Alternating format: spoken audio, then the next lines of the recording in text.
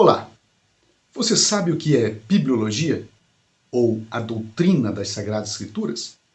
Nesse vídeo, nós vamos trazer algumas reflexões importantes sobre essa temática. Fique comigo e nos próximos minutos nós vamos aprender um pouquinho mais sobre as Sagradas Escrituras.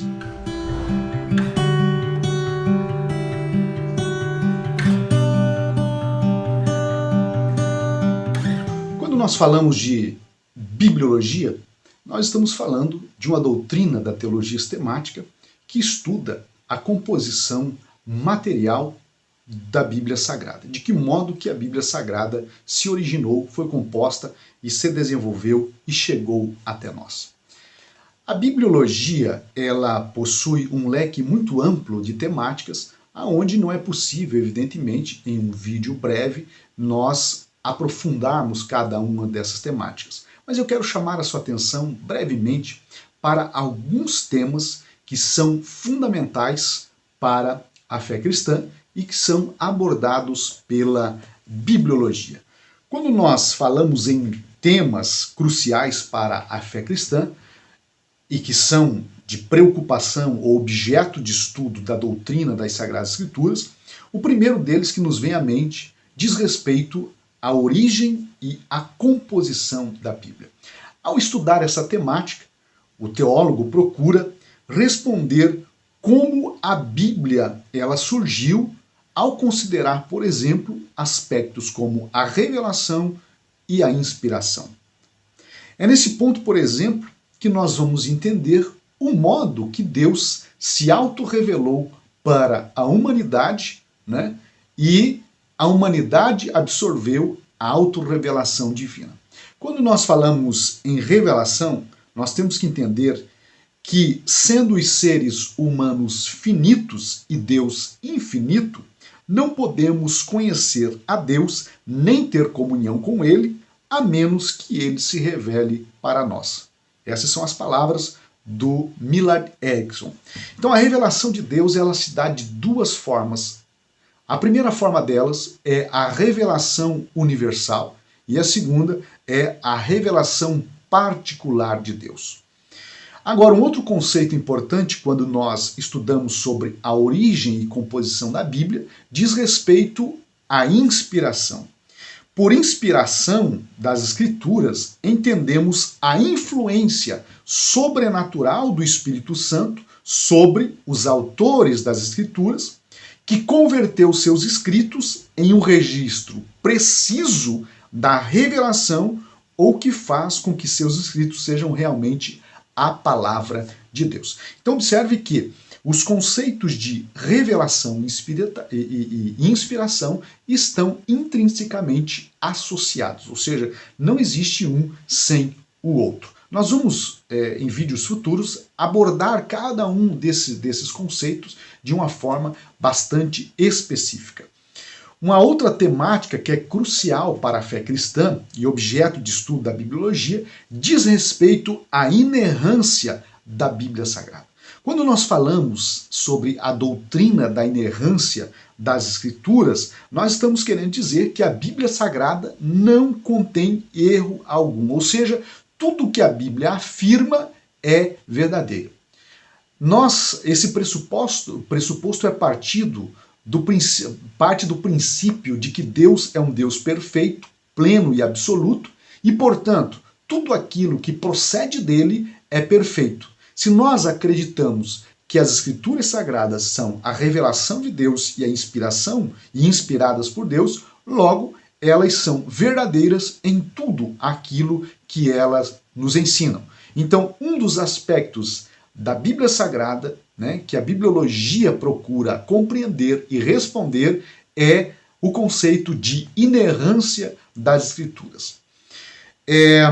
Uma outra temática que é de preocupação na doutrina das Escrituras Sagradas é a autoridade da Bíblia. Sobre isso, o Wayne Grudem, ele fala o seguinte: a autoridade das Escrituras significa que todas as palavras nas Escrituras são palavras de Deus, de modo que não crer em alguma palavra da Bíblia ou desobedecer a ela é não crer em Deus ou desobedecer a ele. A abordagem sobre a autoridade das Escrituras enfatiza, né, o fato de que a Bíblia é a única regra de fé e prática para o povo que serve a Deus. Ou seja, a Bíblia, então, ela possui autoridade total em tudo o que ela aborda.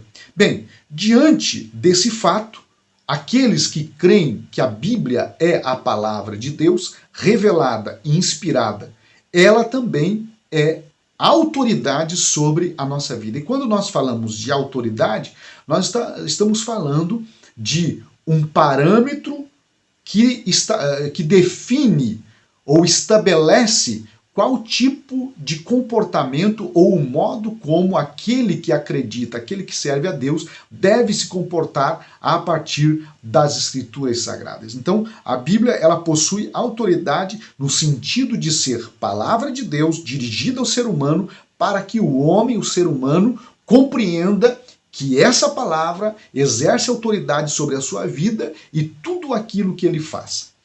Outro aspecto não menos importante da doutrina das Escrituras Sagradas diz respeito à suficiência da Bíblia. Ou seja, a Bíblia Sagrada é suficiente em si mesma. Ou seja, a Bíblia Sagrada é uma revelação completa da parte de Deus, não havendo espaço para nenhum outro tipo de revelação. O que eu estou querendo dizer com isso? Quando nós aceitamos que a Bíblia Sagrada ela é suficiente em si mesma e que tudo que Deus pretendia falar aos seres humanos está contido nela, logo, qualquer revelação extra ou que alguém apareça dizendo, olha, Deus me revelou algo além das Escrituras, logo deve ser considerada maldição, anátema, porque a Bíblia Sagrada é suficiente, ou seja, nela há tudo que o homem precisa saber acerca daquilo que Deus é, daquilo que Deus faz, daquilo que Deus fez ao longo da história, qual o seu plano de salvação, qual é a vontade de Deus para nós e como nós podemos nos relacionar com Ele. Todas essas coisas estão relacionadas, estão reveladas, escritas nas Escrituras Sagradas. Qualquer igreja, qualquer movimento, qualquer líder que apele para si uma nova revelação, dizendo que Deus lhe revelou algo que está para além das Escrituras, deve ser considerada heresia, porque as heresias elas surgem exatamente do fato de alguma pessoa dizer que teve uma revelação especial que, digamos, pode ser comparada à revelação das Escrituras. Então, quando nós falamos de suficiência das Escrituras, nós estamos dizendo que as Escrituras são completas em si mesmas, não havendo espaço para uma outra revelação. Nesse sentido, tudo aquilo que Deus quer falar com a sua igreja, com o seu povo e com as pessoas, deve partir das Escrituras Sagradas. E nós, como cristãos, devemos observar de forma diligente, de forma prudente, de forma sensata, dedicada a compreender o que as Escrituras Sagradas têm a nos dizer. E para finalizar o vídeo, existe um outro tema que é crucial para a fé cristã e que também é abordado no estudo das Sagradas Escrituras, que é a canonicidade da Bíblia. Quando nós falamos de canonicidade, nós estamos falando de um processo no qual a Bíblia, o cânon, né, aquilo que nós conhecemos como Bíblia Sagrada entre os evangélicos, que possuem 66 livros, esse cânon sagrado, quando nós falamos de a canonicidade na Bíblia, nós estamos falando desse processo que foram reunidos esses livros e considerados sagrados para os cristãos. É claro, existem centenas de outros livros que se dizem inspirados, mas que foram considerados ao longo dos séculos como apócrifos, ou seja, não canônicos, não sagrados. Então, nesse estágio do estudo da doutrina das Sagradas Escrituras, né, é abordado, por exemplo, uma outra questão, que é o processo de preservação das Escrituras Sagradas. Nós temos que entender que os primeiros livros da Bíblia começaram a ser escritos em torno de 1500 anos antes de Cristo. Isso é muito tempo. São 3 milênios e meio que os primeiros livros da Bíblia existem. E de que modo que essas escrituras foram preservadas de modo integral e fiel?